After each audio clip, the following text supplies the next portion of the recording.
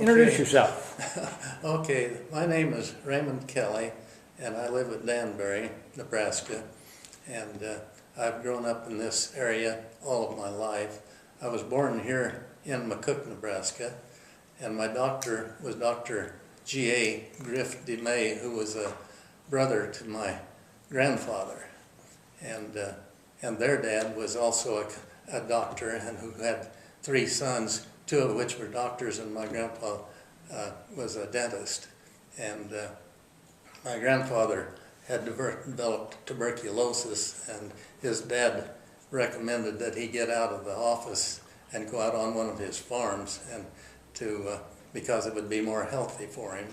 And then he got over his tuberculosis, and then his dad wanted him to come back to practicing dentistry, which he was good at, but he liked the farm life and being outdoors and not having a regular schedule, so he didn't go back to practicing dentistry.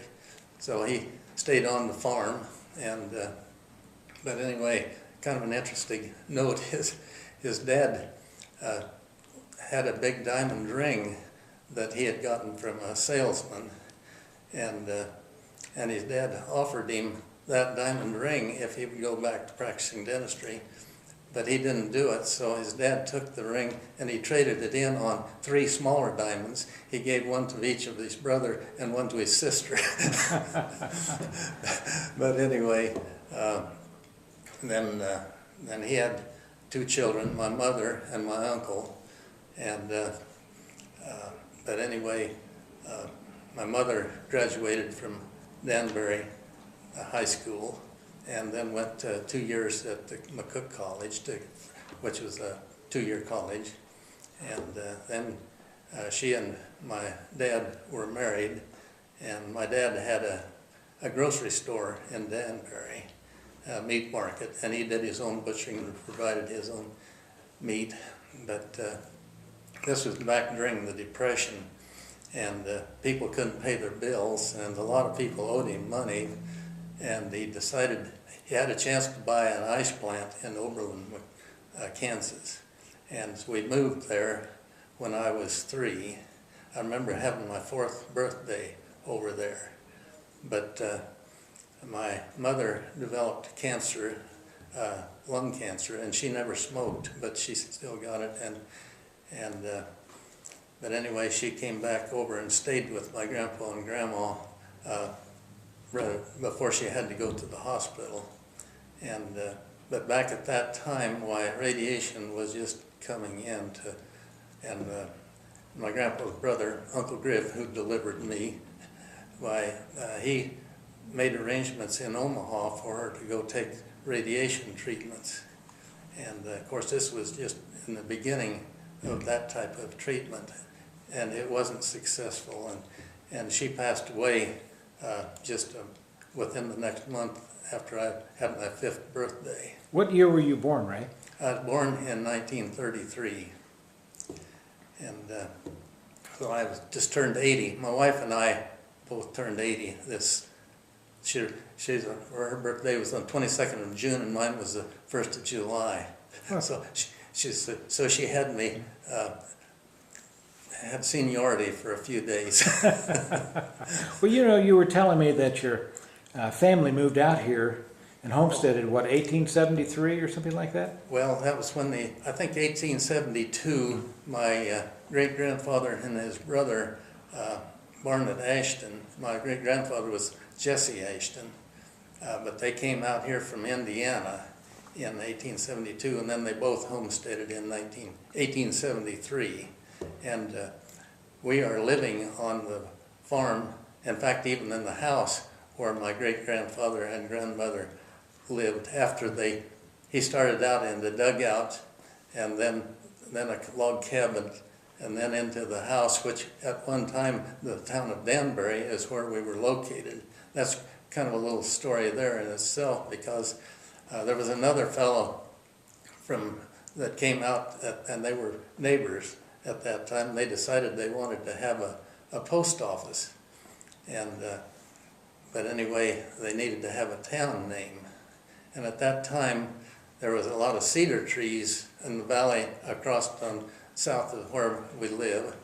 And so my great-grandfather thought Cedarville would be a good name, so he submitted that name. But this other fellow was from Danbury, Connecticut, and they submitted both names, and it turned out that there was already a Cedarville, so they named it Danbury. And that turned out that it was appropriate that way because not too long after that, while the Indians set a prairie fire to get game and burned off all the cedar trees across the valley. And the only trees now are left are up around Marion and up at Cedar Bluffs. But anyway, then we had, when the railroad came through in 1888, they moved the town of Danbury to its present location, which is about 2 miles east of where we live now, but it's on the railroad. And so that's how, so we were the original town of Danbury. But anyway, he built a barn, and back east, why they used a different style where the siding was vertical, and then they used strips that covered the seams. And he built that barn, the way I understand it, he built it in 1887. But up in the cupola, there was a date there painted 1889, but I was told that that was painted in 1889, so it was actually built in 1887. But that barn blew down in 4 or 5 years ago in a big windstorm that we had, which was, I don't think it was a tornado, but it couldn't have been much more destruction if it had been. But anyway, it really did a lot of damage to the barn, and then we had a couple of winds not long after that that pretty well finished it off. But anyway, the cupola fell off, and I took the board that had the date 1889 and put it up in the little building that I made, which is kind of similar to a barn, where I keep my electric club car. I call that the clubhouse. But anyway, Connie Jo Disco did a story on that barn after it blew down, and we have her story in the Danbury Depot Museum. I've helped in the Danbury Museum for several years, and the lady that was had done most of the work in getting it to going. Well, there was several of them got it to going, but she had done a lot for getting the material in the thing, historical material. Pat Redford, and she used to be a neighbor there at Marion where we live.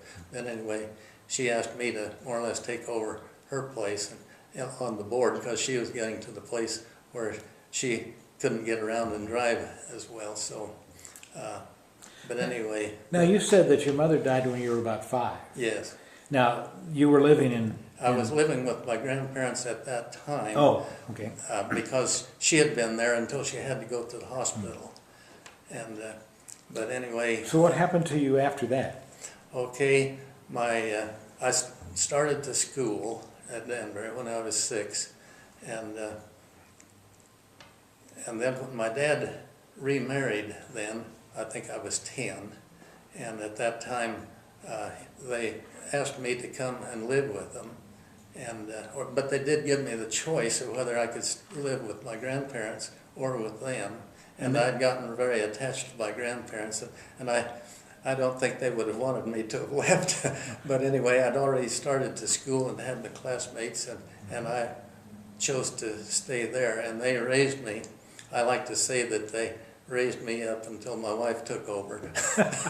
So your father was still in Oberlin? My father is still in Oberlin. Oh, okay. And but anyway, they had. So I've got a half brother who's the oldest, and 2 half sisters. My half brother has passed away from cancer a couple of years ago, which is sad that but anyway, they all grew up over in Oberlin.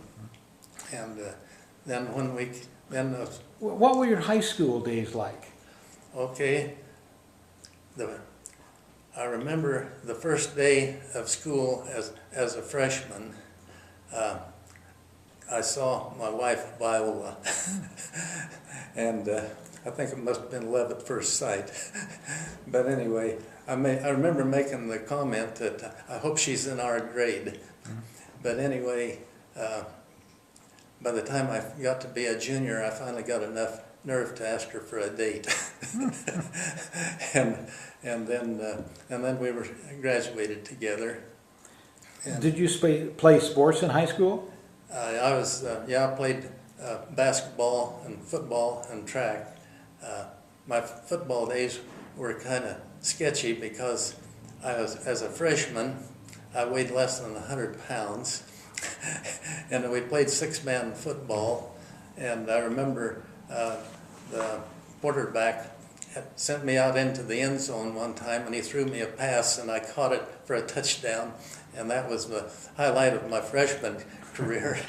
And then as a sophomore, during the summer, I had broken my wrist, and so I couldn't play, but I was able to play basketball. And then during my junior year, well, we didn't have enough boys that was interested in football to even have a six-man football team. And then we did have a football team again when I was a senior, and I think we only had 3 games because it was hard to get them scheduled, but we did win one of those. And I remember playing on a field where the stickers were so bad that my hands were just full of stickers, and they were still coming out of the back of my hand when I was in the spring as I was a freshman in college. Wow. But Was there a teacher in high school that you remember that was significant in your life? well, I think one of my best grade school teachers was the one that I had in the first grade. We didn't have kindergarten there, and then in 6th grade. And she was also a relative. Her name was Myrtle Ashton, and she taught here in McCook after she quit over there. But she was a very, very good teacher. But then another one that I really think of most was Hal Liness, who was my sports coach when I was a senior, and he'd also taught history. And my wife thought he was a very good history teacher. But anyway, he had graduated from Northwestern University, and he had been a quarterback on their football team.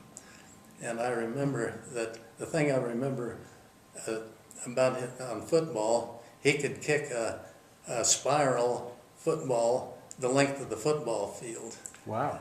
And he taught me how to kick a spiral. Of course, I could only kick it maybe half as far as he could kick it. But but anyway, I had a couple of friends who were behind me in school, and while I was going to university, they came down there. I was a freshman, and they were still like seniors in high school. But Hal Liness had gone from Danbury. Well, he started out as a substitute or as an assistant coach at Gothenburg, and then came to Danbury as a high school coach, and then he moved to Wilbur, Nebraska as the head coach. Of course, it was a lot bigger school. And our daughter-in-law came from Wilbur, and I asked her dad one time if he remembered a coach by the name of Hal Liness, because we had went to visit Hal. That's a little part of the story that I skipped over, but anyway, my friends and I went to visit him. But anyway, he said yes. He said he was the best football coach we ever had. But anyway, so he was. I'd like to get in touch with him again. I think he's still alive. One of the friends that came down and we visited said that they had kept in touch with Christmas cards, and I've always wished that I would have tried to keep in touch with him and hope he's still alive. But how did you? Now, when you lived with your grandparents, did they farm? Yes, they farmed, and I helped my grandpa, but I got big enough to drive a tractor, and I enjoyed doing that, and I know he hoped that I would come back to the farm, which I did when I got out of the service. But anyway, when I graduated from the University of Nebraska in June of 1955. I had a degree in general ag, and I had went through Air Force ROTC and got my commission as a second lieutenant. And then I spent 5 years in the Air Force going through pilot training.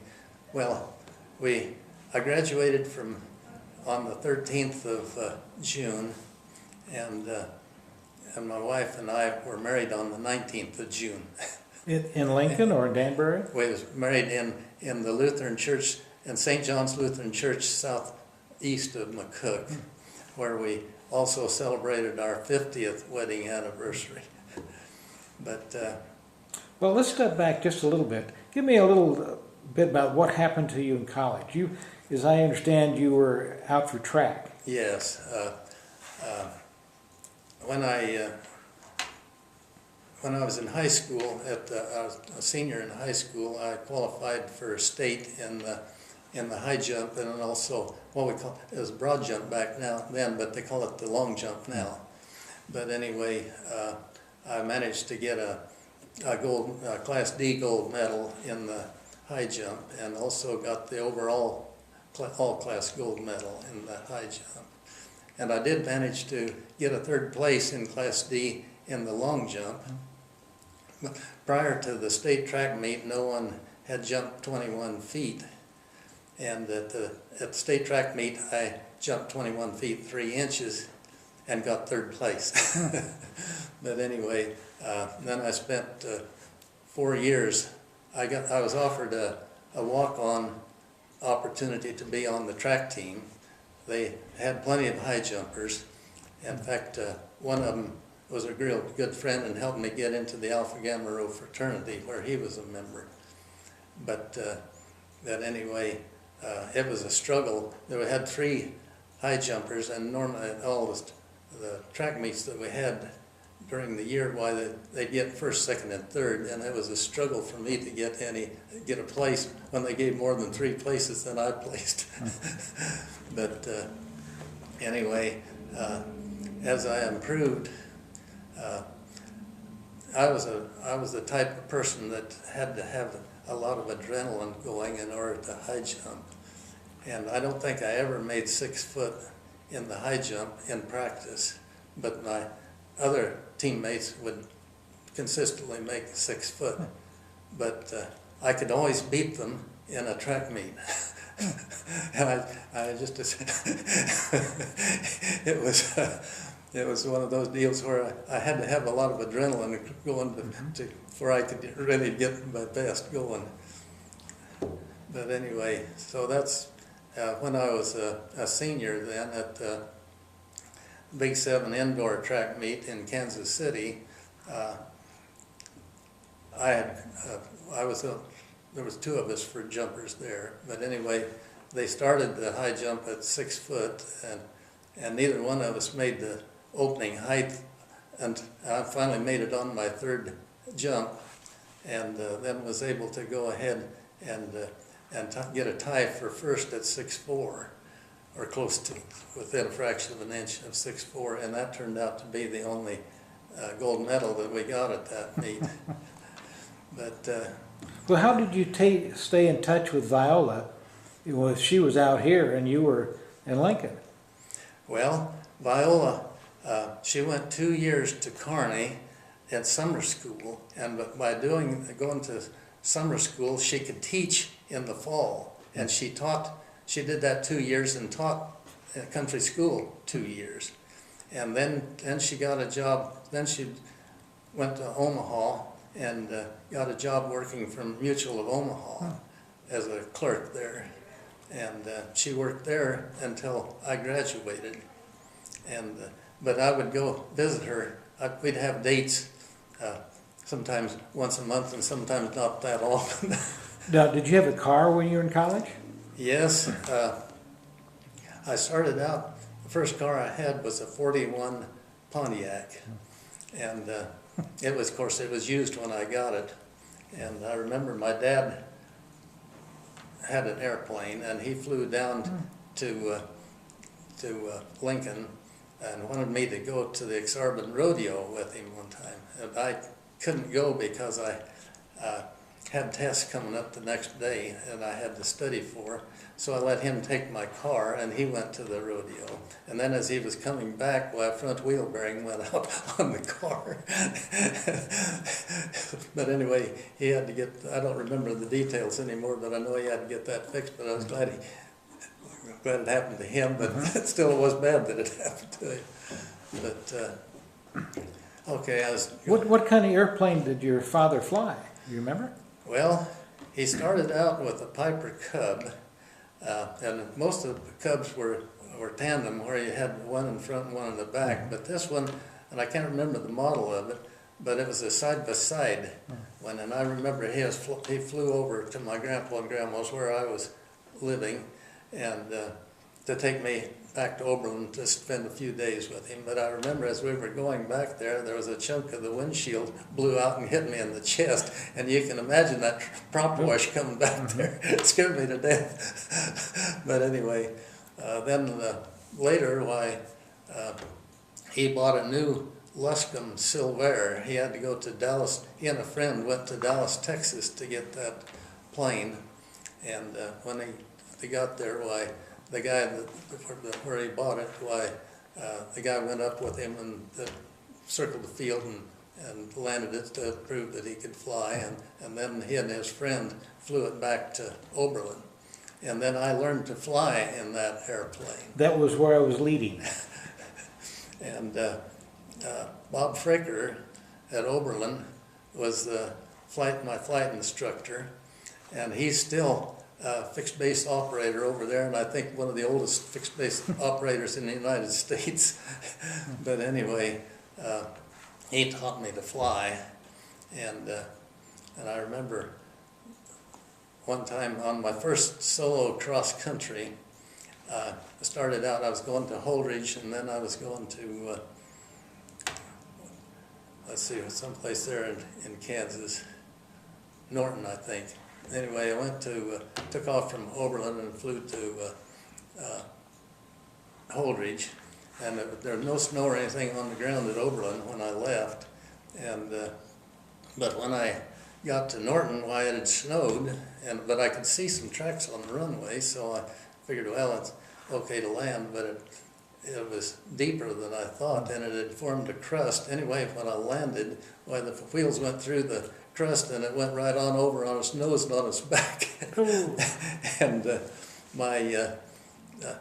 I think I must have forgot to fasten my seatbelt because there was a little oval window right over my head, and my head went through that, and I got some cuts on my forehead and the eyebrow. But anyway, there was a farmer that was driving by on the tractor, and he saw that happen, so he drove his tractor out there to get me, and I crawled out, and so he took me to the hospital dispensary, and they put some stitches in got the gash closed up. Then I had to call my dad and tell him that I'd wrecked the plane. This was in Norton? It was at Holdridge. Oh, that's where the snow I never was? made it to Norton. Okay. So about how old were you at that time? Well, I was probably 19, because I was 18 when I graduated from high school. And So sometime during your freshman year of college then? yeah, and my oldest son, Kenneth, he went to the University of Nebraska, and I was had a meets class, and Charlie Adams was my instructor. And but anyway, when my son went to college, he was taking this meet class, and when he introduced himself, Charlie said, "Well, I have a student here by the name of Raymond Kelley," and he said, "I remember he came to class after Christmas, and he had a black eye and stitches." Kenny said, "Yeah, that was my dad." Yeah. So did you go to FIP during your senior year of college, where you learned to fly down at Lincoln? I just got my private license through Fraker here at Oberlin. But also when I was a senior then, why I was flying down. I was going down to at Easter vacation, and I was going to keep the plane there and then come back when the school was out, fly it back.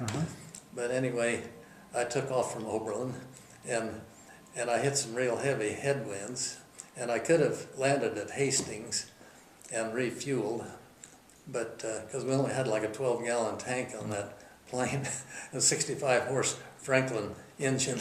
But anyway, I didn't, and then as I got closer to Lincoln, I got to worry. The winds got stronger, and I was getting a little behind on my estimated time of arrival, and so I didn't want to run out of fuel right over Lincoln, so I found a road, a country road out by Beaver Crossing, and that it rained, and the ditches were full of water, and the fields were full of water, and we had a country road that had power lines on one side and telephone poles and lines on the other side, and it looked like there was just room for me to get down there, which I did, and I was doing great till one of the wings caught a bush on the edge of the road and swung me over into the ditch and got the prop on the on the plane.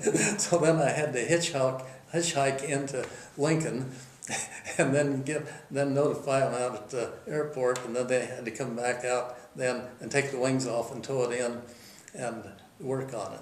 Wow. So then... well, that was a tail dragger, I assume. Yes, it was a tail dragger. But anyway, then... let's see, that would have been my junior year, because Viola was still working in Omaha. So they got the plane fixed and notified me. And so it was about Viola's birthday. So I got on a bus and took the bus to Lincoln and picked up the plane and flew it on to Omaha. and then I spent, Viola and I celebrated her birthday down there, and then I flew it home. And that was my first successful cross country. And my dad had a lot of second thoughts about me going into pilot training. You can understand that. Yeah. So because you were already had your private pilot's license, you didn't have to fly during your senior ROTC? No, we didn't. They didn't even have that program at that time. But then after I graduated and got my commission in June, the first available class for me was 57I. 57 would be the year that I got my wings, and it started in January of 56, and went to Lackland Air Force Base at San Antonio for my pre-flight. And then from there, while I was... What did you fly during pre-flight? We didn't fly anything. It was just more or less more officers training. Oh. And so then I called Viola. Of course, we were married then. We got married in June, and this was January, the following January. I called her and said that I had a little 47 Ford Coupe. That's what we had at that time. And I called her and I told her that I had spotted a trailer house down there that I thought would be something that we might want to use. And she had saved up some money, and she had enough money so that we could buy that trailer house. And so we couldn't have our wives down there during this, but she got there then about the time that we graduated from pre-flight. And so we bought the trailer house and put a hitch on it and started for Bartow, Florida, which was that would be my primary training base where I'd learn to first start flying. But anyway, we started out with that little Ford car on this 33-foot masonite trailer house, which was heavy. Yeah. But anyway, at one point, it broke the hitch on the trailer house. We had to stop and get that welded.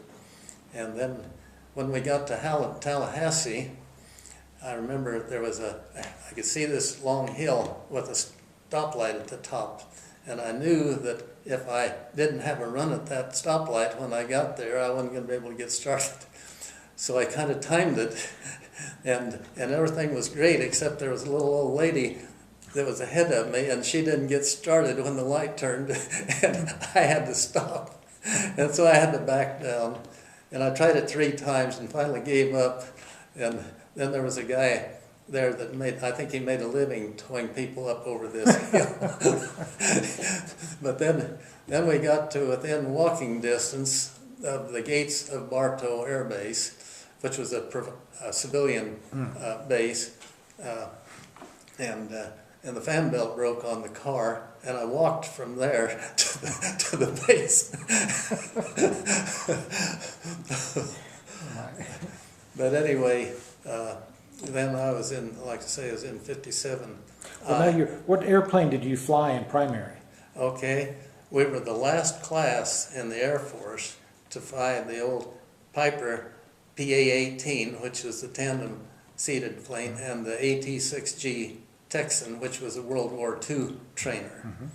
And but anyway, from while we were there, while the classes following us, they were flying the T-34 and the T-28, which were, the instrumentation and stuff was more like the jets that we would be flying, and they thought that would help to make the easier transition into jets, which would be the T-33 would be the next jet. So how long did your primary last? Okay, we got there. We got to Lackland in January, and we got to Bartow in February, and I think it was in July when I got through with that. And then the next base was Big Spring. It was Webb Air Force Base at Big Spring, Texas. For that would be primary training, and at which time I would get my wings, and that was in July or August of '56. And I remember starting out, when we had gone to Bartow, the trailer was empty because we had just bought it. And then I had my grandmother send a lot of our stuff to Bartow. Actually, we were living at Winter Haven, which was just a short distance from there. And but anyway, then we had all the things we needed for living in the trailer house heading back. And the first tire that went bad on the trailer, I didn't have any tools to get it off, so I had to unhook and go get jacks and wrenches to get it off. And but then the next one that went bad, it caught on fire. But fortunately, we was carrying water with us because the car was getting hot. I was able to get enough water on there so I could get it off and get it into the ditch where it could finish burning. And then we finally, before we got to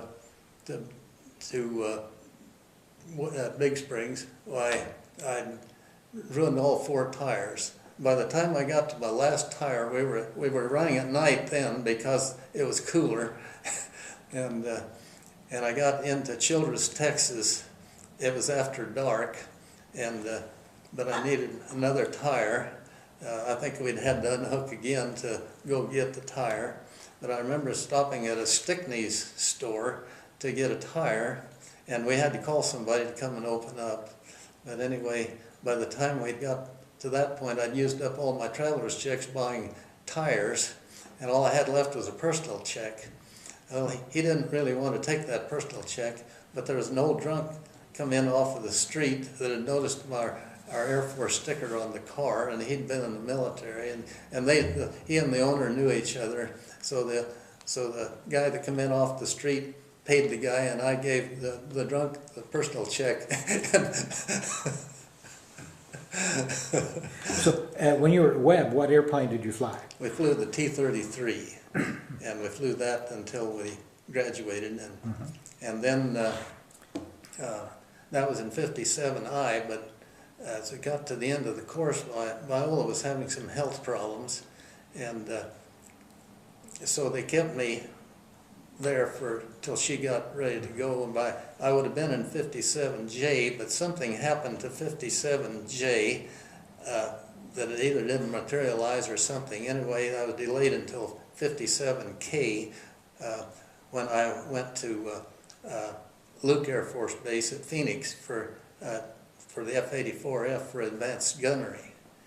And so I flew that at Luke Air Force Base, and I can't remember, I think it was probably in July '57 when I got there, and I had to wait till the rest of the 57K got there to start flying.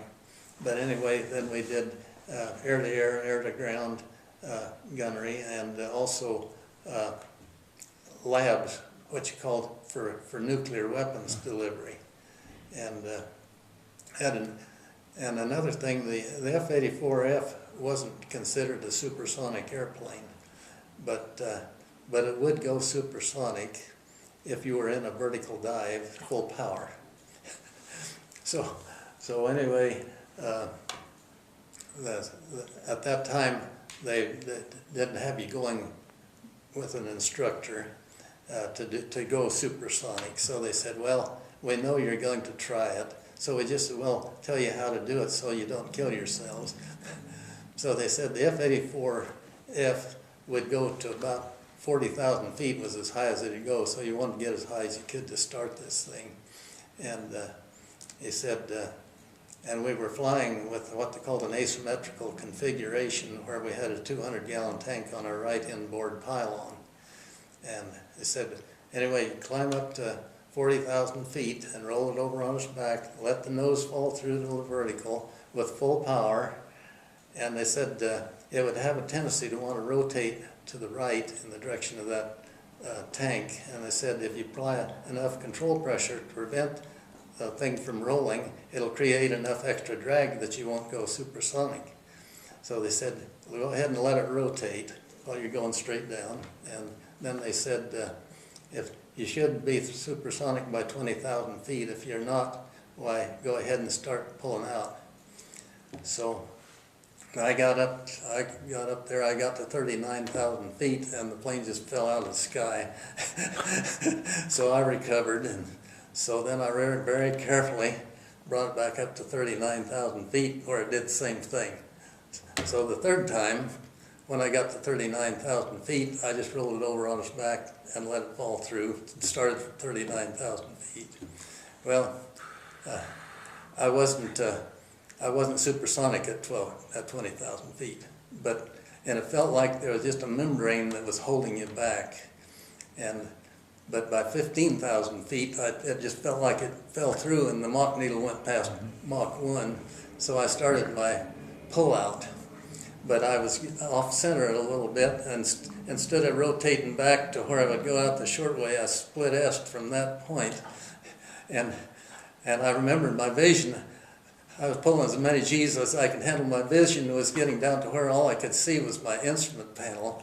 And when I got to where I could see, it looked like it was level flight on my attitude indicator, I released my back pressure and my vision came back, and I was between two mountain peaks. But anyway, they had told us on we had drag chutes, which we didn't normally use, but they said on one of your missions, why, go ahead and deploy your drag chute on landing, just so you'd get the feel of it and know what it was like. So anyway, I had about all the excitement I needed for the day, so I flew back to the base. And so when I landed, I pulled my drag chute handle, and I didn't feel anything. And I looked in my rear view mirror and couldn't see anything. And I called the tower and asked them if, I said that I'd deployed my drag chute, but I didn't feel anything. They said, well, it's bouncing down the runway behind you, still in the case. What had happened, it hadn't been deployed for quite a few flights, and it had picked up condensation, and it would froze solid.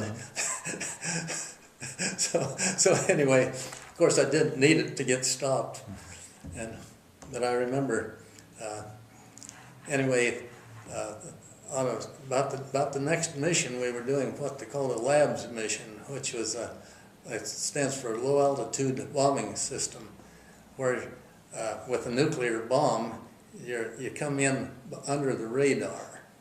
And then when you get to the pull-up point, well, you pull up with a 4G pull-up straight up, and then they had a release angle set on the gyros at about 110 or 112 degrees, which puts you nose past the vertical, but the bomb at that point will release and go straight up until it runs out of centrifugal force, and then it comes straight back down on the target. So that's the reason you start your pull-up right over the target. Anyway, I was coming in probably about 450 knots and at about 50 foot off the ground and started my pull-up. And when you start your pull-up, you hit your pickle button, but the bomb won't release until it gets to the release angle. But anyway, you start your 4G pull-up. Well, as I got to my 4Gs, I was getting nearly vertical, and my G-suit blew out on me. And I immediately lost my vision. I wasn't unconscious, but I lost my vision. I started to release my back pressure, and then I realized that's not going to be good, because I would go straight up until I run out of airspeed and end up in a hammerhead stall and wouldn't have enough altitude to recover. So I held it until where I thought I might be level inverted, but I held it too long, and when I released back pressure, all I could see in the top of my canopy was the ground coming up at me very rapidly, and I just had time to roll back out and then pull back again when I almost blacked out again without my G-suit. But anyway, I didn't hit the ground. Now, was this in the F-84? This was in the F-84F, and there was 4 of us in the flight, including the instructor, and my instructor saw this. He called me and asked me what I was trying to do. I said, well, my G-suit blew out on me. But he didn't believe me at first, because this had never happened, and I don't know if it ever happening to anybody else but me. But anyway, he said, well, go ahead and orbit the range until the rest of us do our practice runs. And so they went back and landed. But anyway, I did get a new G-suit out of the deal. But anyway, apparently, when I pulled those 6 Gs when I was doing this supersonic deal, it must have weakened my G-suit to the point where it only took 4 Gs for it to blow out the next time. I think you had Mr. Luck sitting on your shoulder some of these times.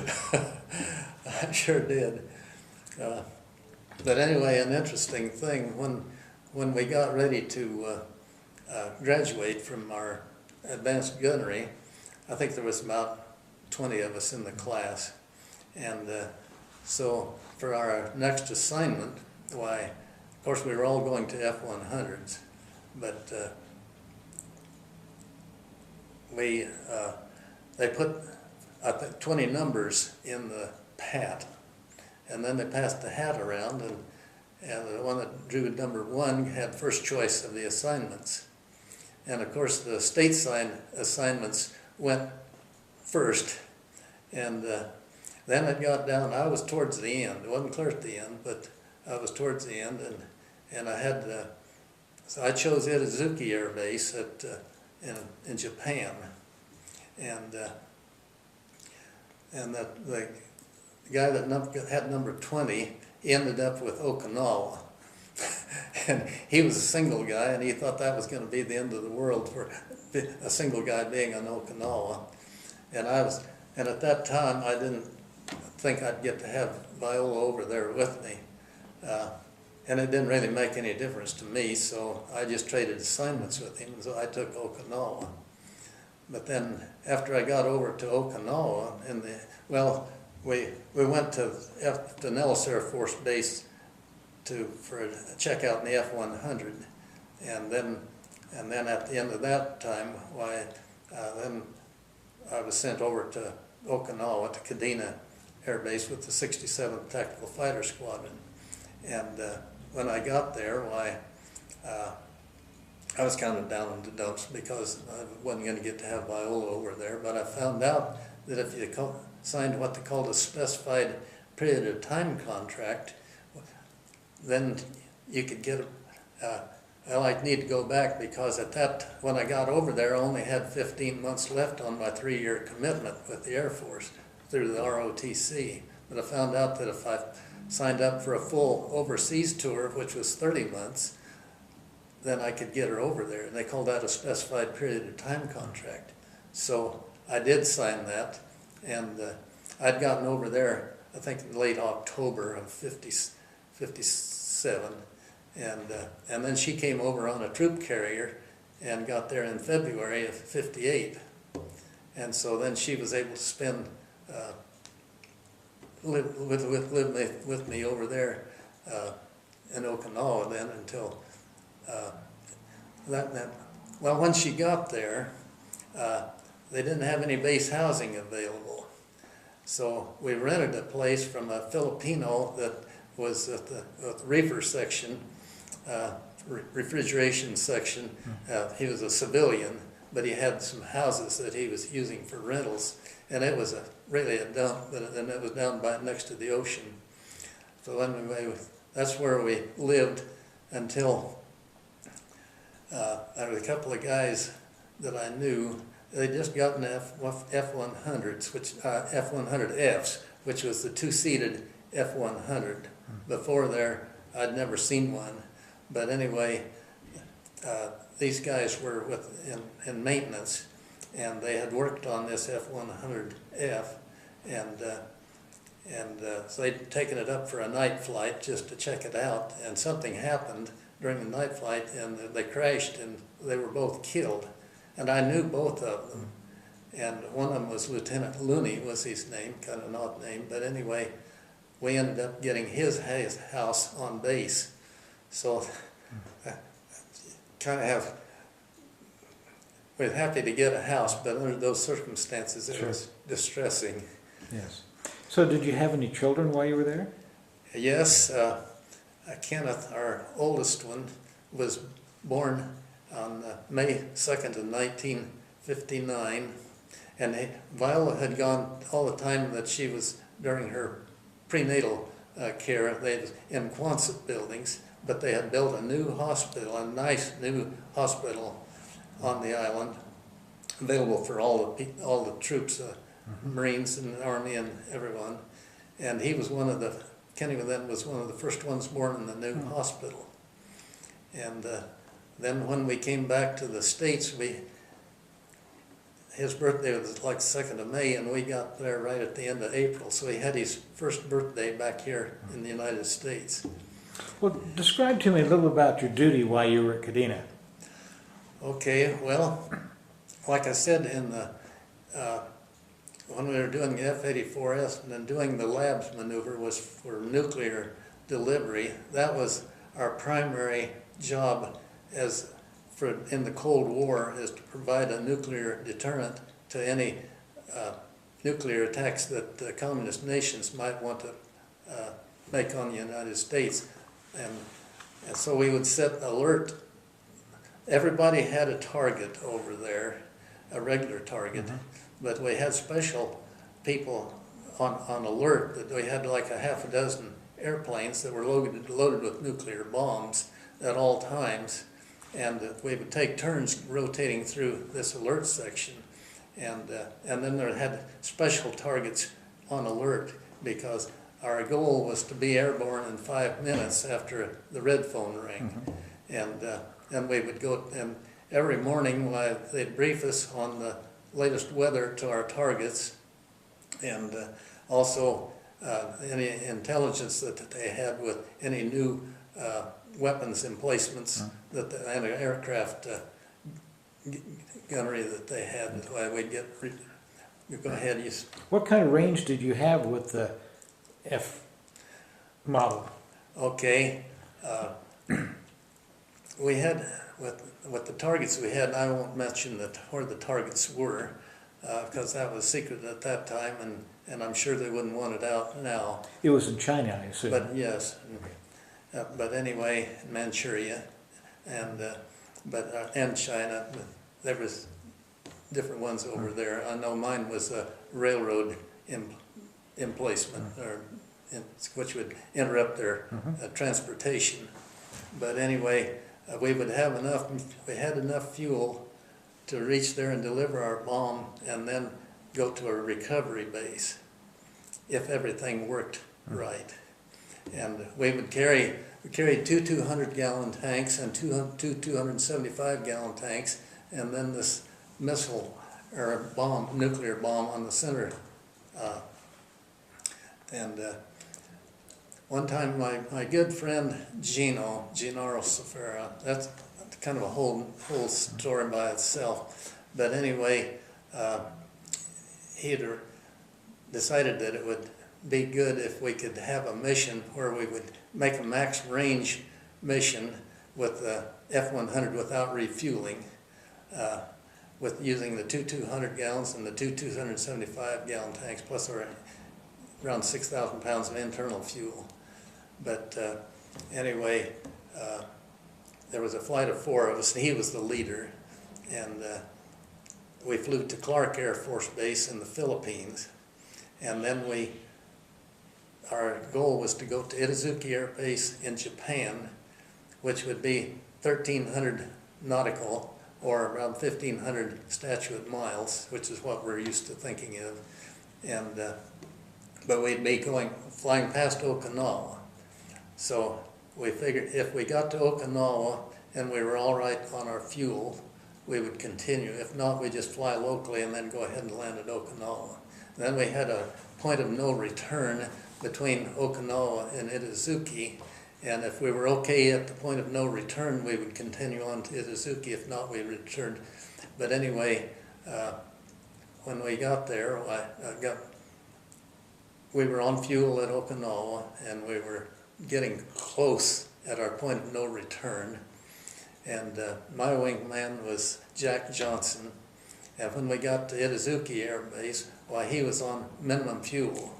Minimum fuel was less than 1,000 pounds. Emergency was less than 600 pounds. But anyway, he was minimum fuel. And but anyway, we all landed safely there. But so that give you an idea what the range was without in-flight refueling. That's quite a ways. But that's a lot of drag with those 4 Yeah. big tanks sitting down there. Well, near the end of before I came back, I remember coming down from the flight, and my operations officer, Major Ed, asked me. He said they had an F-100 that was going through Iran in inspection and repair as necessary at Tainan Air Base in Formosa, which was Taiwan now. And he wanted to know if I would want to go down. It had a couple of T-33s there. He wanted to know if I wanted to go in the back seat with T-33 and then pick up that F-100, and then we'd fly back to Okinawa that afternoon. Well, anyway, of course I wanted to go. So anyway, when we got there, the F-100 wasn't ready to go. But what they had done, they had installed autopilot, which none of our F-100Fs or Ds had autopilots, and they'd also installed 2 450-gallon in-flight refuelable drop tanks, which would replace the two 200s, the two 275s, plus they was in-flight refuelable. They're just a little bit less fuel, total fuel, but then more than make up for it in the less drag, plus you could refuel them in flight. Well, when we got there, it was the F-100 wasn't ready. They'd run into some problems or something, and the guys in the T-33s, they didn't want to stick around, so they left me there. And 2 days later, it was finally ready to go, and so then I said, well, I'd need to go file my flight plan. They said, well, they'd already filed my flight plan for me, so I could just go ahead and get in the plane and go. So I got in, and I taxied down to the warm-up area and ran up, and I called the tower and told them who I was, and I was waiting for my clearance. Well, they kept stalling on my clearance, and I couldn't hardly understand them anyway, Chinese operators. And anyway, when it finally got to the point where I was beginning to be a little concerned about my fuel, I said, to heck with this, so I just took off without clearance. My thinking was they didn't have anything they could catch me with anyway. But anyway, I flew it back to Okinawa, and weather was nice, so no problems that way. But anyway, and I really enjoyed flying with that autopilot. I almost went to sleep, but anyway, when I got to Okinawa, I went ahead and flew a normal traffic pattern where you pitch out at mid field and with 4G pulled around to the downwind leg, and when the airspeed dropped off to where it was safe gear lowering speed, I pulled up my speed boards and dropped my gear, and but when I did, I had a barber pole showing on my right hand main gear, which is an unsafe indication. So I called the mobile control, which they keep out there at the end of the runway with pilots manning it to help you out with emergencies. And I called them and I told them that I had an unsafe indication on my right main gear. And so they said, well, make a low flyby so they could look. And so I did. And they said, well, it appears to be down, but there's no way we can tell if it's locked. So they called out the emergency fire trucks and ambulance and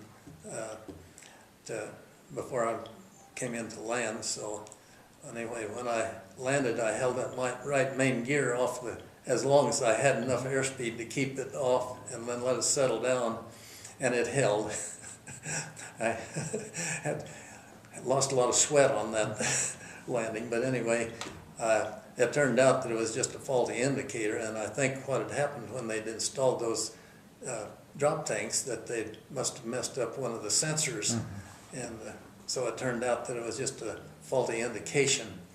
Did you ever do any in-flight refueling? Yes, as a matter of fact, that was my specialty. For some reason, at the time, the planes that we flew, the refueling probe was on our right wing, and it was about 4 or 5 feet to our starboard side of our fuselage, and it came straight out from the wing. And but anyway, for some reason I seem to have a knack for that, and some of them haven't. In fact, later on, then they brought the probe up as a dog leg and brought it up here where you can see it. But when it was down there, why, as you'd come into the funnel on the hose, we'd refueling off KB-50s, which was modified B-29s that had been modified for refueling, but they could refuel 3 planes at once, one on each wing and one off the tail. So, but anyway, when we would normally go in for practice, we'd refuel off their left wing, and because our probe was on our right wing, and we could use the tanker for reference to help us get into position. But as that funnel would come in close to the nose, it'd get to bouncing off the slipstream, off the nose of the F-100. And that was causing people problems. But I developed a technique of where I would come in, I'd keep the funnel outboard a ways from the probe until the hose, the funnel would disappear from sight, and you could still see the hose, but I knew when the hose got to a certain place in the canopy that I was right, and I'd move on in until the hose started to get slack, and I knew I'd made contact. And we'd normally take on 500 pounds at a time for practice because we had other planes waiting to practice. But anyway, I got a reputation for being good at that. And one time we were on an ORI, and we were refueling going to a target in Japan. But anyway, one of our guys, Alex Martin, I remember was his name, but anyway, we were refueling, but they had come up with the idea that it might make the funnel more stable if they was to make it out of the bamboo strips and let the air go through, and it wouldn't bounce around as bad. And but anyway, Alex came in to refuel, and he came in a little too fast and a little bit off center, and the probe went through the bamboo strips, and then as he came back, why, it locked on, and the only way he could get loose was just keep coming back, and it finally pulled the hose out of the tanker, and then it came back and broke his canopy, and then it was streaming behind him, and it was going to make things complicated to land with that.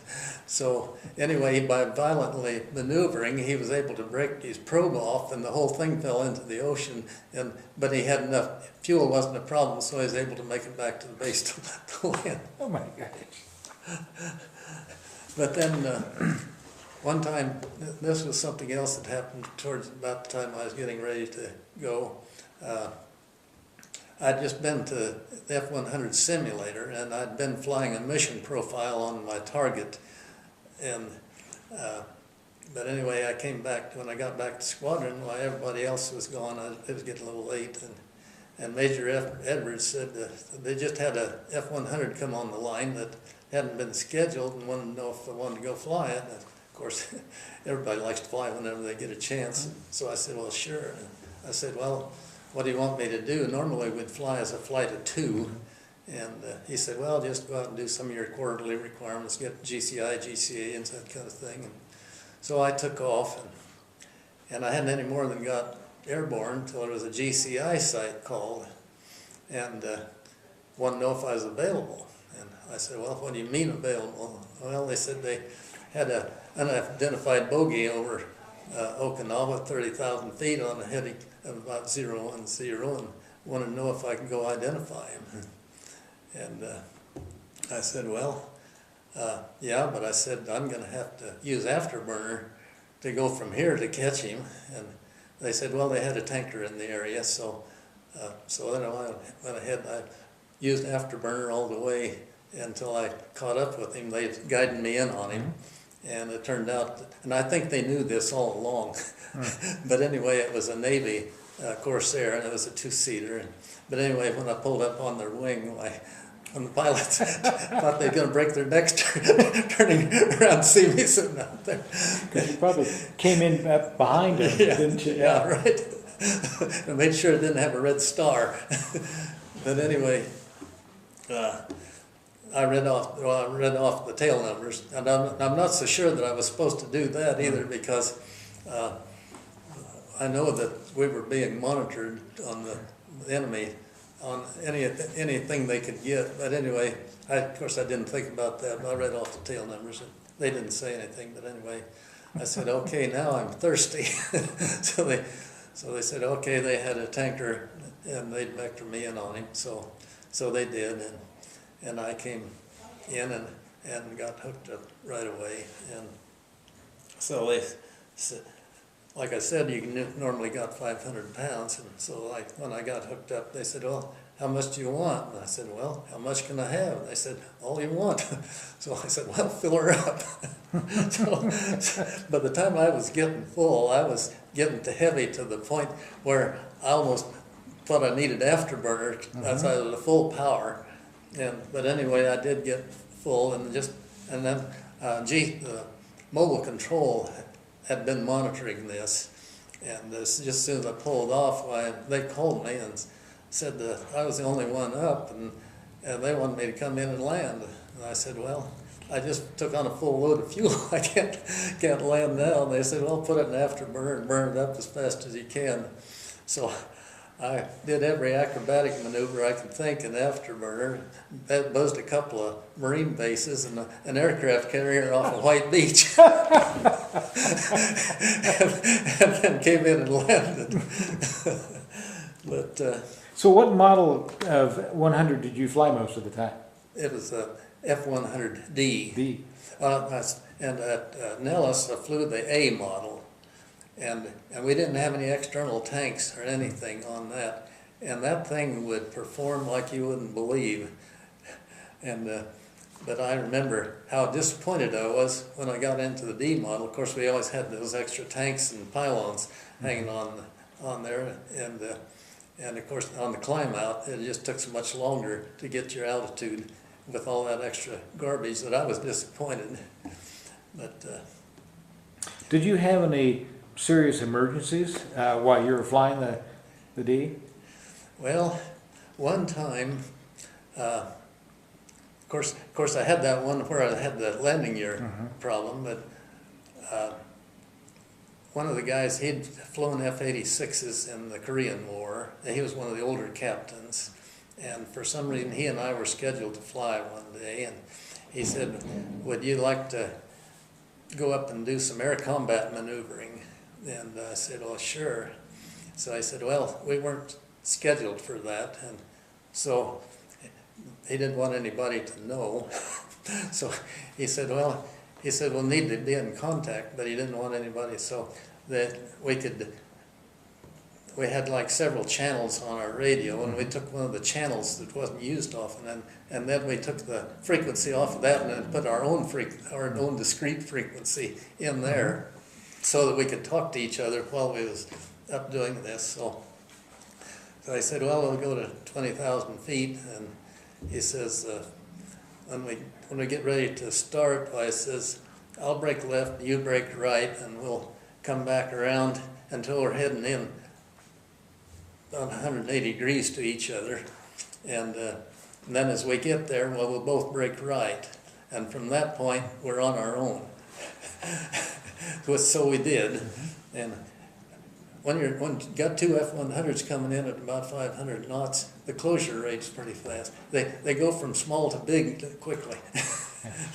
But anyway, so I started in, and we maneuvered a little bit, and finally I got to a point where I could see him, and I was in afterburner, and I was pulling some G's and trying to get my pipper on him, but I ran completely out of airspeed with afterburner. And but anyway, when an F-100 starts to fall backwards, then you get compressor stalls, and you probably have heard of it or maybe experienced them. But anyway, it's a frightening experience.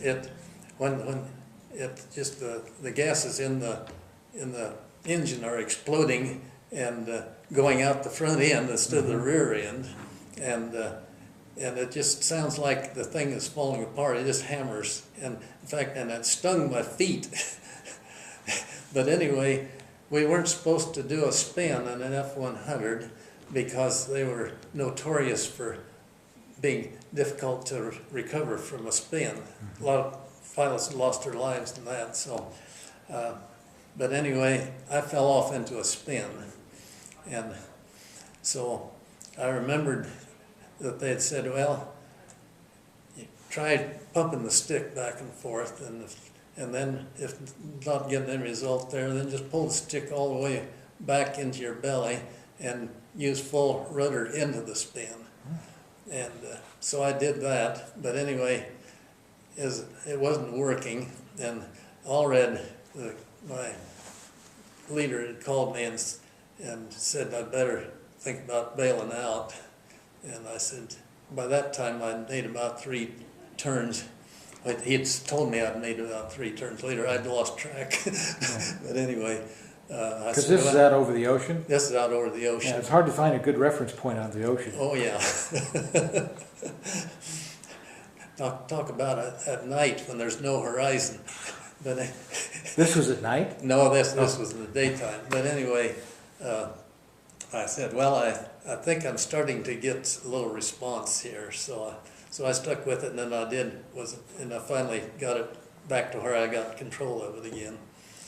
So anyway, that ended our ACM for the day. Yeah. So, but anyway, every morning we'd have a flying safety meeting, and we'd have our flight safety supplements that had come out for our plane, and SOPs, standard operating procedures. But anyway, so the next morning I had the dubious honor of telling them how I recovered from a spin in Sure. an F-100.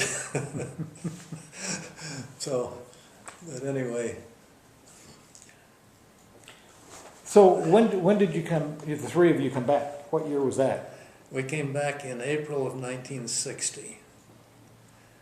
And my wife had stayed, there was a good friend of my mother's. Of course, my mother had been dead for years, but anyway, this lady, her name was Mildred Kelley, and we weren't in a relation, but hers was L-Y and ours was L-E-Y. But anyway, she had been a good friend of my mother's, and she was living out in San Francisco. and she and her brother, she'd never married, and she and her brother had a real estate business out there. But anyway, before Viola went over to meet me, why, she stayed with Mildred, and for a few days when she sent her car, which was a brand new '57 Chevrolet car, by the way, and sent it over, and then she didn't have any transportation for a few days, and she stayed with Mildred. And then when we came back to Travis Air Force Base, where I processed out. When we got there, however, Kenny was sick because we'd had some airplane troubles, and the air conditioner hadn't been working right, and he'd got hot, and anyway, he was running a high fever, and so they kept me in for a few extra days until he got to feeling better. And then when he did, why, then we went to and visited with Mildred. And but anyway, well, when we started out, as we was leaving Okinawa, we'd of course, it was a prop job. They didn't have commercial jets at that time. Was it a Connie?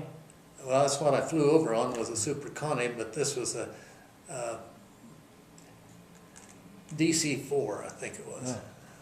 Yeah, anyway, I remember as we was taking off, and I was looking down at those F-100s on that field, and knowing that that'd be the last I'd ever get to fly an F-100. That was a sinking feeling, even though we were going back home.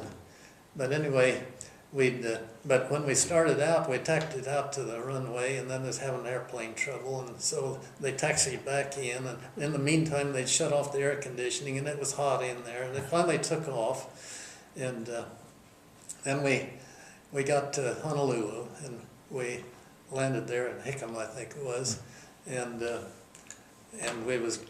then we refueled. We had a short layover there, just 2 or 3 hours, and then we took off again, and that time we got out 100 miles or so, and we lost an engine on the plane we were flying, so they went back in, and so they landed, and so that they kept us overnight there, so put us up in a hotel. And so anyway, Kenny wasn't feeling good, but he wasn't feeling real bad. But anyway, we stuck him in a dresser drawer, pulled out of his crib, and Milo and I went out and walked a little ways just so we could say we'd been out around while we was at Honolulu on Hawaii. And then the next morning was a while before we were scheduled to take off, so we took Kenny out and let him wade in Waikiki Beach so he could say he'd done that. But anyway, then we made it back to Travis then, and we visited with Mildred Kelley. And I remember she had saying that, we asked her what would be something that we might want to see while we were there, and she said, well, you might want to go to the top of the Mark. They had a bar and restaurant at the top of the Mark Hopkins Hotel, which was a kind of a landmark. And so we did that one evening while she kept Kenny.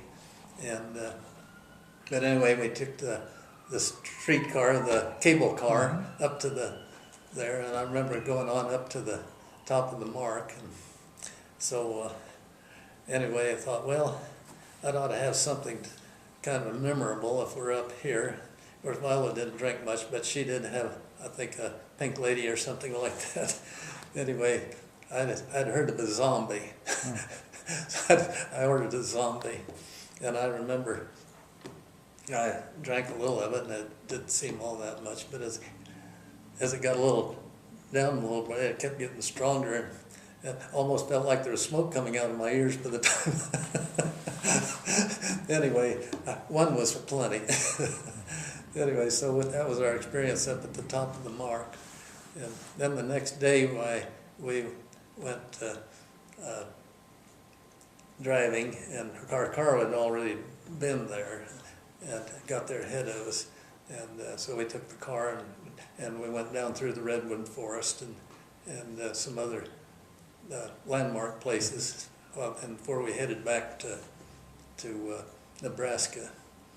But anyway, we got back to, and my dad had, like he'd had the ice plant to begin with, and then he'd added lockers and a slaughterhouse, and then he provided meat for grocery stores and stuff. And then he sold that business to another local fella and bought a sale barn there. And he'd had that for a few years, not too many, maybe 3 or 4. He didn't have it yet when we left to go over to Okinawa. But anyway,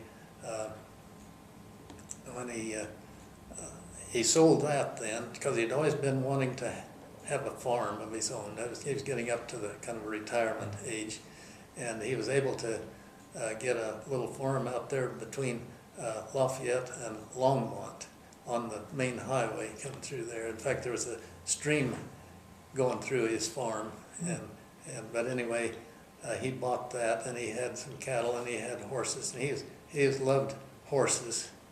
A little bit sidelined there, when he was in Oberlin, why they organized a saddle club, and they got a big saddle club, and he was president of the saddle club when Eisenhower was elected president, and they were invited to Washington, D.C., the saddle club, and was in the parade, and there was a picture of that on Time magazine.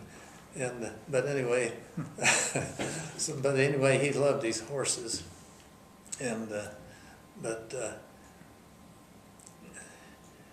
anyway, he had bought some farm machinery and had some feed that he was wanting to put in the silo, and he had a trench silo. And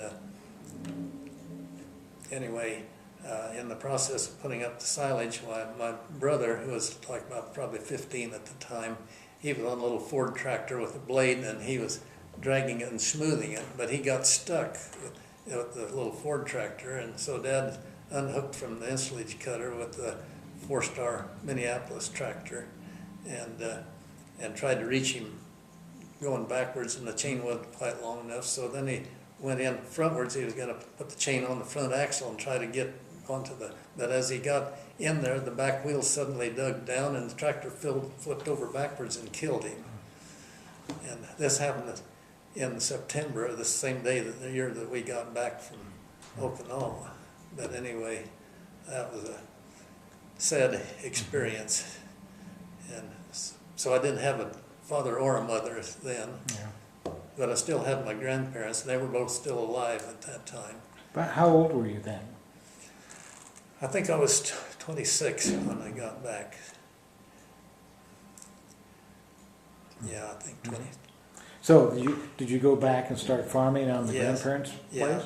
Yeah, because my grandpa was still alive, and he'd had a guy renting the place up until I was going to be back there. And his equipment, my grandpa's equipment, was pretty old, but anyway, that's what I started out with a little Ford tractor with a 2-row lister. And how many acres did you have in that original place? Well, he had, I think 640 acres is what he had. Section. And then I've added to that since then. In fact, the place where we live now was part of the original homestead on my grandmother's side, and then we bought that when it became available for sale. What was your grandmother's maiden name? Ashton. Ashton. And my grandpa's name was DeMay. Like I was telling you, he had 3 brothers.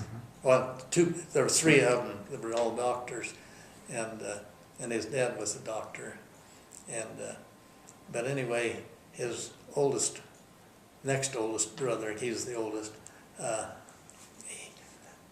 during the First World War, he had his medical degree, and the United States loaned him to Great Britain, and so he was sent over there, and they were over in France, and during the battles, and they were operating right out just behind on the lines, and I remember the story my grandpa had told about that. One day he and his partner had been operating, until they were both completely exhausted. And so they just laid down on a blanket on the ground with no tent or anything over them and slept. And when they woke up, there was a dead German artillery shell had landed right next to them. But anyway, when the war was over, why, King George from Great Britain decorated him for his service to Great Britain. But his younger brother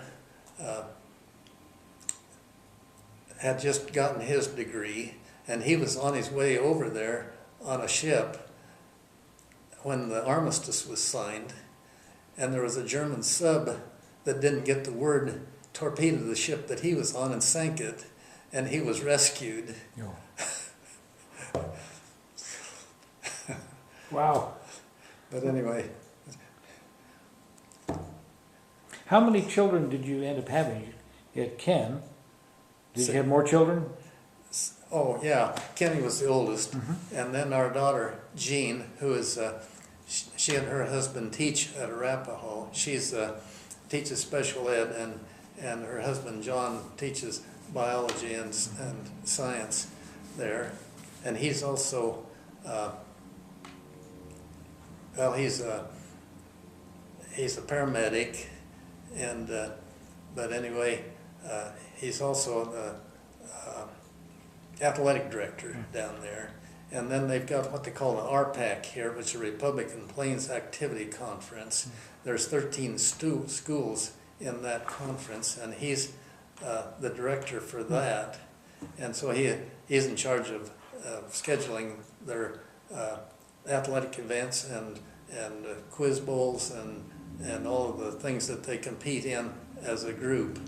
And but anyway, when I got, I mentioned that he's a paramedic. I was when I first came back, I was asked to be on the fire board down there for the Beaver Valley Rural Fire District, and then one of the guys that was the president, he resigned, and they elected me president of the fire board. So I was on there for a while, and anyway, we had a fire chief that had been there for a lot of years, done a good job, Alfred Haig by the name, and but anyway, when he was retired, we had a hard time finding somebody that would be fire chief. So Laverne Library, my neighbor, was vice president, and so I said, well, if you'll take over the job of president, I'll volunteer to take over the job as fire chief. And so I did. But anyway, we were short on EMTs, and so we decided to try to get a class started. So as fire chief, I took on the responsibility of getting an EMT instructor and finding a place to have the class and everything. And so when we got it started, even though I was getting to the age where I was getting a little old to be an EMT, I decided as long as I'm going to have to be there anyway, I just will take the course. So I did take the course and became an EMT. And I think I was fire chief there for 10 years. But anyway, my son-in-law, he thought that was kind of neat, so he decided he'd become an EMT, and then he became an EMT instructor, and then he became a paramedic.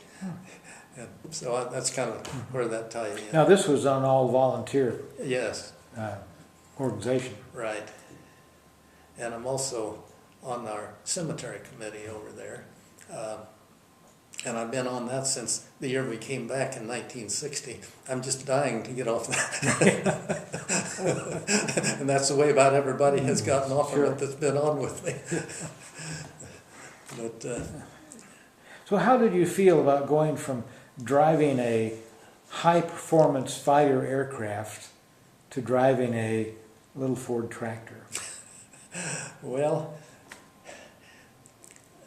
it was, of course, I'd farmed before, and it was kind of a letdown because you really missed the excitement, because every flight in the F-100 was exciting, and as you know about from your own flying experiences, the planes that you've flown. But you know, I know in that book that that this author that we both read some in mentioned about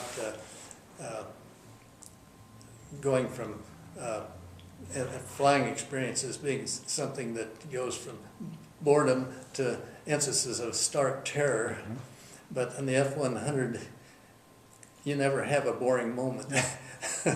It was quite an airplane to handle. Yes, it was. I didn't think about anything at the time because, in fact, I guess I didn't even know they called it a Widowmaker until I read the book. Read the book, yeah. But You know, another thing, one of the things I missed when I left the Air Force is the closeness you develop, that relationship you have with your fellow pilots. oh yes, yes, that you never develop that No. close relationship in any other place that you have contact with people. I know I mentioned Jack Johnson in this one story about in that long range max range flight that we had. One time he came back to visit us. In fact, when he got out of the Air Force, he didn't stay in and make it a career, but he came back when they got out. He and his wife came back to see us, and then they went to, I think it was Georgia, and he flew for Magnolia Airlines, and then he finally got with Delta, and he flew with them until he retired. And he said he was flying from Salt Lake to L.A. to Honolulu, and he called that a milk run. Mm-hmm. But anyway, he stopped back to see us, and he said he had a little story he wanted to tell me. He said one time they was having an ORI. This was when I was still there, and he said the Takibal pilot from 5th Air Force from Japan is there, and Jack was flying, or he was flying Jack's wing, and they had a mission. And when they came down, the Takibal pilots complimented him on how smooth he flew. He said it was really a pleasure to fly his wing.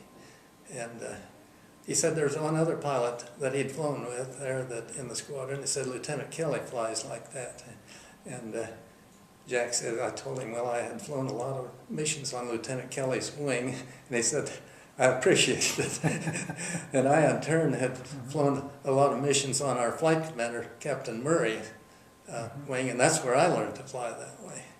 And I'd flown on other wings where they were abrupt and didn't give you any preliminary signal of when they were getting ready to do a special maneuver and all that type of thing. But anyway. I found because I instructed formation flying in the Tweed, lead was the most difficult position to fly. Oh. Flying wing was a breeze because you didn't have to think. Right. If you had a good lead, and that's like a good lead had to be planning ahead all the time. You had to be way out in front of that airplane and let that guy know, and you had to be smooth in your maneuvers. So, oh yeah. So you know exactly what I'm talking about. I do. Yeah, and talking about Captain Murray, I remember one time we were on we was on a TDY deployment to K-55 in Osan, Korea. And well, there's two stories there. I'll go back to Jack Johnson.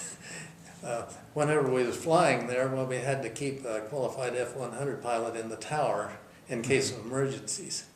And we'd been flying on a panel strafe target that they had set up out there, that they had pilots that were stationed there in F-86s. They used these targets. But anyway, when we were on deployment there, we were using their targets. And as we'd come in with the F-100, so our normal approach speed would be 500 knots, and they had around 2,600 feet or so out is when you'd normally get within range with our 20-millimeter cannon, and then they had a 1,200-foot foul line. And when you got to that, well, you were supposed to break off. Well, Jack had been getting real good scores, but on this particular mission, I was in the tower, and of course I was monitoring their frequency. But anyway, he got target fixation, and by the time he started his pullout, why, he was too low, and he hit that earthen embankment that was behind that kept the bullets from going out into the ocean. And he hit that, and one of these, it mangled his right hand 275-gallon drop tank, and one of the upright posts that held the panel strafe target ripped his aft fuel cell out, and the fuel ignited, and he was stringing fire, but he glanced off of the dirt. In fact, they even had dirt in the plane where in the area where the post had ruptured their tank. Anyway, he was able to keep control of it, and so then the others checked him over and said, well, with this one mangled tank, it was going to interfere with lowering his gear. So they had him pickle off his tanks, and so then had him lower his gear, and it came down and it appeared to be all right. But anyway, so then they told him to go ahead and leave his gear down and make a straight-in approach at K-55, and he made a real nice landing.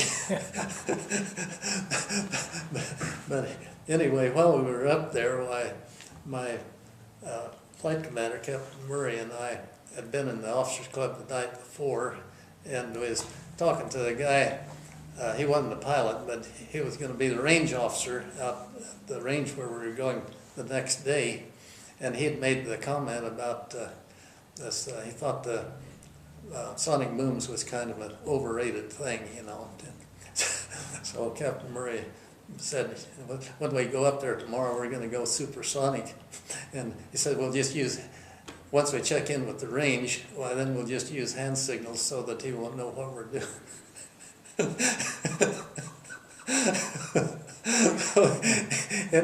Anyway, after we got cleared on, he motioned for me, and we nosed over so he was headed right straight at it and went supersonic in formation, aiming right for the spotting tower.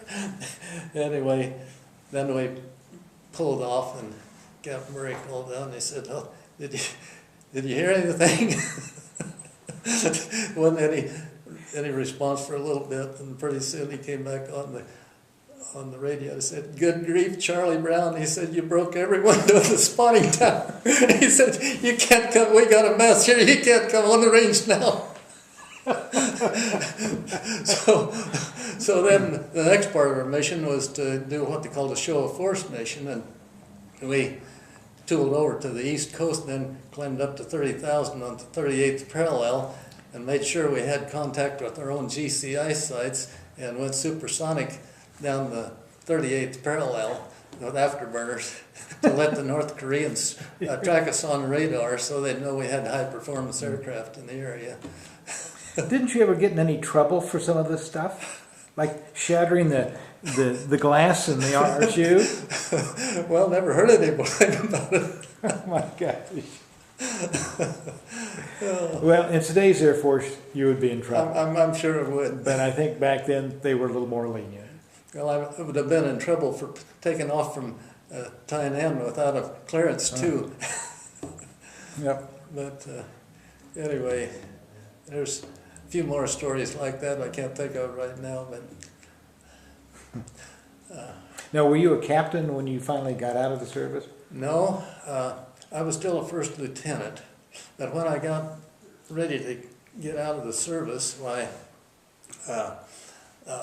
Colonel Keller was our squadron commander, and he called me into his office, and he said that the Air Force had a lot of money tied up in my training, and he said they'd like to have me go regular Air Force, and he said he'd sign the papers for that if I'd agree to go regular Air Force, and that I had told him, you know, that I was planning on coming back to the farm, and he said, well, in about 3 months you'll be eligible for captain. He says, I'll sign the papers recommending you for captain.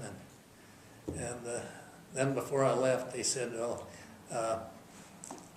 they was getting ready to transition into F-105s, and if I would extend for 6 months, why, there'd be a good chance that he'd send me back to Nellis for a check out in the F-105, and then I'd ferry one back over to Okinawa, and they brought him back. That almost did it. But anyway, I told him, well, I still planned on coming back to to the farm. And Where your life might have been considerably different if he had said yes and then stayed in, because things got really hot oh yes, starting in '63. after reading this book by John J. Schultz, that I can't believe that he's still alive, and there's a good chance that I wouldn't be alive, because you know we lost several pilots that I knew just in training, and so I'm very lucky by having extended. That gave me enough extra time in the Air Force that when I came back, I didn't have to be in the active reserve. I was able to be in the inactive reserve. If I would have been in the active reserve, I would have had to went to Lincoln or Denver on weekends to fly with a reserve unit there. I don't know what I would have been flying at that time. But anyway, since I had enough active duty time that I was able to be in the inactive reserve. And then when the the Vietnam War did start, I got a letter from them saying that they needed qualified F-100 pilots, but it wasn't mandatory. But it said if things wasn't going good for me in civilian life, why I could come back in at my old rank, and they would take me. But I didn't take them up on the offer. Wise. So that was another good decision. It dated clear back to when I signed that contract, which I had no idea even existed until just days before I signed it. But anyway. Well, it sounds like you've had a good and exciting life at times, and you know. I know. You know, when I was also I was a member of the Danbury co-op board, and until we merged with the Decatur co-op board over at Oberlin, and I was the member. I wasn't president, but I was the member that transferred along with us over to Oberlin, and then I served for a few years over there. I probably served for maybe 15 altogether with Danbury and Oberlin. But anyway, I was getting to the point where I thought it was time to retire from that job, so I did. And then they elected my son Kenneth, the one that was born in Okinawa, to take my place there, and he's still a member over there. In fact, he was thinking about maybe he'd been on long enough, and then they elected him vice president here at the last meeting. So and plus they pay him a little bit, which we didn't get much when I was there. Did you ever do any civilian flying after you came back from Okinawa? Just my dad had given me his share of a plane in what's called the Oberlin Flying Club. He'd had this Luscombe Silvera that I had learned to fly in, and he had his own private hangar. And I had a windstorm over there, and it blew the hangar down, and the I-beam come down and chopped it in two right behind the wings. And so then he wasn't doing that much flying anyways, but he did join this Oberlin Flying Club, and they had a Cessna 140. And so when I came back, why, he gave me his share in the flying club. But they were in the process of dealing for a Piper Tri-Pacer. And so I was, but then, while he was still alive this summer, when we got back, well, I flew out, or my wife and Kenny and I flew out to visit him, and we left. I left Viola and Kenny off at her sister and her husband, the ones that were just visiting with us. But anyway, I went out and took Dad up and let him fly the 140, which he had flown. And then when we traded for the Tri-Pacer, we was back out there again. And so I let him fly the Tri-Pacer. But that happened all within this short period of time before he was killed. And, but anyway, but I remember when the first time we was out there in the 140, why Kenny had got the measles, I think, while we were out there. And so he wasn't feeling good enough to fly back with us, and I needed to get back to the farm, so I left him and Viola off, left him out there for a little while I came back to the farm, and I remember taking off that day, and it was pretty rainy and stuff, and so I kept low and just kind of followed the highway back to Oberlin. And I'd read the names on the water towers to know where I was at. But when I got back just west of Oberlin, while the new TV station was there along the highway, and I couldn't remember which side of the highway that TV station was. So when I got to Atwood, I just followed. I flew right over the highway, and when I went past the tower, it was in the clouds after about halfway up. But anyway, after having airspeeds of 500 knots, and then you go to 80 knots. Yeah. You're just kind of waiting for things to happen, aren't you? Right. Everything's in slow motion. Oh. But I know in the book it mentioned about what's flying a jet like, and they said, well, you can't have a ride at a circus that would even compare to it. And that's true. And even in the planes that you flew, it wasn't the F-100, but they were fast enough to give you that same feeling. And I know I'd made that same comment to somebody that asked me about it. I said I've never been on a ride at a circus or a fair that would anyways never compare to it. Well, the F-100 was a rather unique airplane. It really was. It was still flying from the seat of your pants. Things are so different now. They practically fly themselves. You're just kind of along the ride. They do, yeah. But anyway, I'm proud to have flown the F-100, and just proud to have been in the Air Force.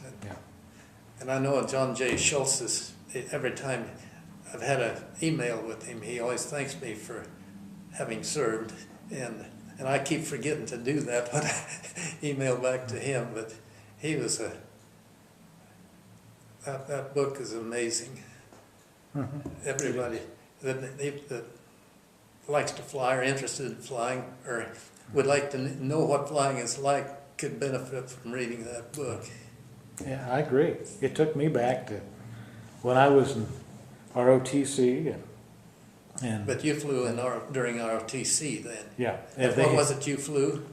I think we flew 172. Oh yeah. Well, we actually flew a Cherokee 140 in Lincoln, but then we went through. Oh, they had a Cherokee 140. Yeah, it was civilian. Okay, but we had a Cherokee 180. It was the one that we had after we had the Piper Tri-Pacer. Yeah. Okay, so the 140 just a little. It was really a nice airplane, and then we did 172s at. Was it just a two-place, the 140? No, it was a regular civilian. There was another seat in the back. Okay. The 172 was at Stinson. Oh. It had been an Air Force base, in World War II. It was in San Antonio. And then I was at Randolph Air Force Base. Okay. They had a Stinson 172. They had a Cessna 172. It was a Cessna 172, but I was at Stinson Field. Stinson. That's where I did it. Oh, I'm sorry. I got confused with the old Stinson Voyager. Yeah, they would bus us down there every day. Oh, yeah. And then we would fly. And so it was to kind of do the first weeding out. Because we lost about a third of our class, and that was fairly standard back. Oh, really? Mm-hmm. You say you lost them? What was? They didn't make it through pilot training. Oh, yeah? Yeah, but for the ones that started and by the ones that finished, yeah. Well, I know when we were at Big Springs and in the T-33 for what's called primary, where we got our wings, they had us in 3 sections, and they called the section that I was in, they called it the Bendix section because of the high washout rate. Oh. After the Bendix washing machine. Sure. Yeah. Mm-hmm. But anyway, I survived that. And the 33 was a nice, smooth airplane, but it wasn't particularly overpowered at all, as I remember. Well, I know when I got over to Okinawa, this friend of mine, Gino Spera,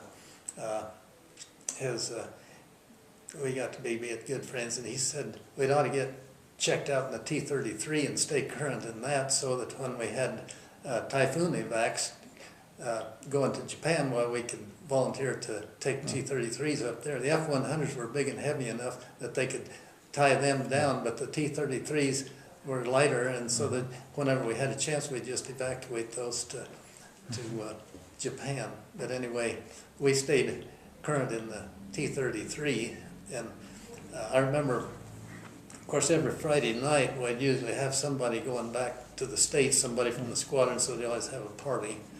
And so I remember that night I'd had a couple of drinks, but anyway, I wasn't really feeling really good. But anyway, I remember just getting back home and laying in bed, had my eyes focused on a light out there, and so that kind of settled the room down a little bit. And I wasn't asleep yet when the phone rang, and it was Major Edwards, our operations officer, wanted everybody to come down to the squadron and typhoonize airplanes because was going into condition 3 for a typhoon.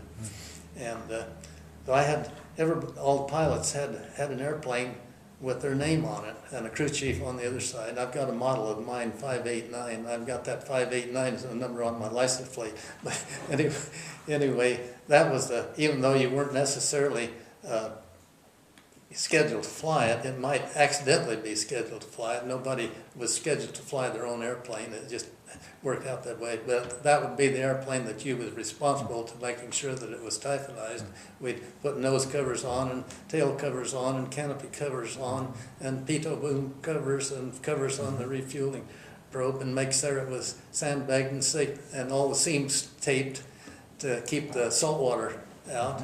And but anyway, I'd been down there. It was just starting to get daylight, and Major Ed said, well, they needed another pilot to evacuate a T-33, and so that was fine. So anyway, I volunteered, and Captain Danforth was in charge of the T-33 section, and he was also the one that gave instrument checks. And up until my last check, which was in an F-100F, all my checks had been in a T-33.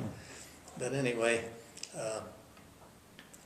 so he said, well, it was starting to rain pretty hard, and we had a major that he was current in the T-33, but he wasn't very well experienced. So he flew the number 2 position, and then I was an element leader, so I could fly the number 3 position. And normally we would, since it was only a 150-foot wide runway, we'd take off in elements of 2. But anyway, so he said, well, they'd take off first, and for me to go ahead and take off behind them. And normally we'd wait 3 seconds from the time the first element started rolling till we'd start rolling. But with the rain, then couldn't hardly see the plane ahead, so I waited 5 seconds, and then just as I broke ground, they disappeared into the clouds. So I had to execute a lost wingman position. So I got safely up to where I could start turning, and I turned 15 degrees to the right and held that for a minute, and then back parallel in the course. And but anyway, then he started calling me, and I kind of, as I was climbing, I kind of lost track of what I was doing, and first thing I knew, I was losing altitude real quickly, and my airspeed was building. and I had a crew chief in the back with me. and anyway, I realized what was happening, so I got my wings level and then got my nose up and got things under control. and I asked him if he was all right. He didn't answer me. He just kind of grunted, so at least I knew he hadn't passed out. Now, was this in the 33? This is in the 33. Okay. Anyway. Because you could see him with mirrors, right? Yeah. Anyway, I finally got things back under control, got back on my climb schedule, and then they called and they said they was on top and wondered where I was. Well, I said, well, I was coming. I was still in the soup. Anyway, when I finally broke out at about 20,000, I could see little spots off there. I said, well, I've got you in sight now, but I'm going to have to slow down so I can catch you. So they powered back a little bit, and I finally caught up with them. And then we was flying along. We were going to Itazuki in Japan, and the number 2 man, the major, he lost his radio. He lost his transmitter, but he could still hear it. We could figure that out by hand signals. And so then as we were tooling along, we was getting into some pretty heavy clouds, and it was starting to be lightning all around us, above and below us, all around us, and getting into some turbulence. And then the leader, Captain Danforth, called me and said he just lost his inverter, and he said he was going to turn off his everything, including his radio, to conserve power, and he wanted me to take over the lead. So then he dropped back on my wing, and we were tooling along, and it was getting heavier and heavier, and pretty soon I felt a thunk, and I checked my RPM, and it's starting to drop. Ice. What had happened was I'd had induction icing, and a chunk of ice had went through and flamed me out. And your lead. And I was lead with 2 disabled planes on my wing in weather out over the ocean in a typhoon. And anyway, I hit my air start switch. The only time I ever had to use it. And my RPM started building, and my temperature started coming. Anyway, Captain Danforth turned his radio back on. He said, "What's going on?" I said, "Well, I just flamed out." But I said, "I got it going again." Were you in a descent at the time? Yeah, actually, So I haven't really lost altitude yet, because I lost airspeed and started slowing down, but I was holding my altitude. But this is just a matter of seconds, actually, that this was all happening. Of course, it's nice that the T-33 has straight wings gives you good lift. Right. You know, we've run out of time. That was a terrific story. I'm sure you've got many more. Yeah, but anyway, then when we got to Itazuki, I called the tower, my Captain Danforth called me and said that he had the field in sight. That there's quite a little clouds, but he said he wasn't sure how much fuel he had left, on account he didn't know whether the scavenge pumps in the tip tanks would get the fuel on battery power, or whether they'd work. So he wasn't sure if what was showing on his totalizer was actually what he had. So he said he wanted to make a straight in approach. So I called the tower and told him that that's what he was planning to do, and they said, well, he can't make a straight in approach. He said the field is below minimums for landing. And I said, well, we can see the field. And they said, well, the slant range visibility is below minimums. They said if he's coming in, that's going to have to be an emergency. I said, it's an emergency. So then the major and I went ahead and made the normal teardrop penetration and came in and landed. But anyway, we were sure glad to see him on the ground when we got there. Yeah. Anyway, that was another exciting story. I've run out of memory on this ship. Thank you. But anyway, I think I kind of get carried away on some of that stuff. I don't know how that'll turn out. It'll turn out great. Anyway, thank you. It's been fun talking to you, getting some of your, and I know you've got a lot of. I'd like to now just hear some of your experiences.